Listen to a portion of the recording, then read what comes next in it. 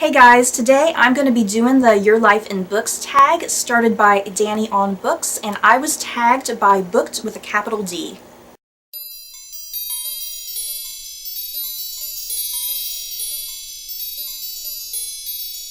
I'm going to leave a link to Dani On Books channel where the tag started, and I'm also going to leave a link to Booked with a capital D's channel. She is such a wonderful girl. She's so hilarious and I always enjoy each of her videos. So check out both booktubers. Question number 1. Find a book with your initials, and my initials are SLS. I don't think I'm being too creative with this. I think I just picked up the same exact books I did when I did the name game tag, so oh well. Scarlet by Stephen R. Lawhead, The Lady Elizabeth by Alison Weir, and The Subtle Knife by Philip Pullman. Question number 2, count your age along your bookshelf. And when I counted, which was a pretty high number, if you want to know my exact age, go watch my 25 Facts About Me video and I give you a little math problem. So when I counted, I came up with The White Russian by Tom Bradby. And I was super excited that I got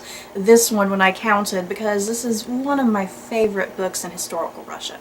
Question number 3, pick a book that takes place in either your city, state, or country. And I live in North Carolina. I don't think I have anything that takes place in North Carolina around my room. I know I'm going to finish this video and think really hard and I'll find a book that takes place in North Carolina.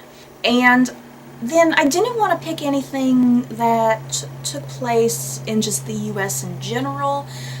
So I decided to pick a book that I really want to buy sometime soon, and that book is Serena by Ron Rash. This is a book that takes place in 1930s North Carolina about a married couple, and I found out about it because it's going to be getting turned into a movie with Jennifer Lawrence and I think, is it Bradley Cooper, I think? So I really want to read that book, and it takes place in North Carolina, so win-win. Question number 4, pick a book destination that you would like to visit, and I decided to go with The Other Boleyn Girl by Philippa Gregory. Yes, this is historical fiction that takes place in England, but I really want to visit England, and I, for some reason, could not find a modern-day London book. I don't know what was wrong with me. I can't think today, but the reason I picked this, even though it's historical London, historical England, the fact that I love history so much, and specifically, you know, the Tudors and the Plantagenets, and just all of that history from back then. And I would absolutely love to visit those historical sites in London. Question number 5, pick a book cover that has your favorite color on it. And I went with Sarah Zettel's Palace of Spies. And I picked this book because it might be hard to see, but there's some really gorgeous purple coloring on it. And that's my favorite color, purple, is like the royal purple shade. Kind of that darker, deeper, beautiful color of purple. Question number 6, which book do you have the fondest memories of? And I went with Natalie Babbitt's Tuck Everlasting. If you've been watching my channel for quite a while, you've probably known that Tuck Everlasting is one of my favorite books from my childhood. I remember being in 5th grade when this book was first read to me. My teacher, every afternoon, she would turn off the lights and we would just listen to her read a book. And I want to say this was one of the very first books that she read us, and I was just instantly entranced with this book. I don't know what it was about this book that I just loved so much, and I remember after she finished reading it and put it back in the library, I went back to the library and I checked it out, and I mean, I checked it out numerous times. That's how much I loved this book.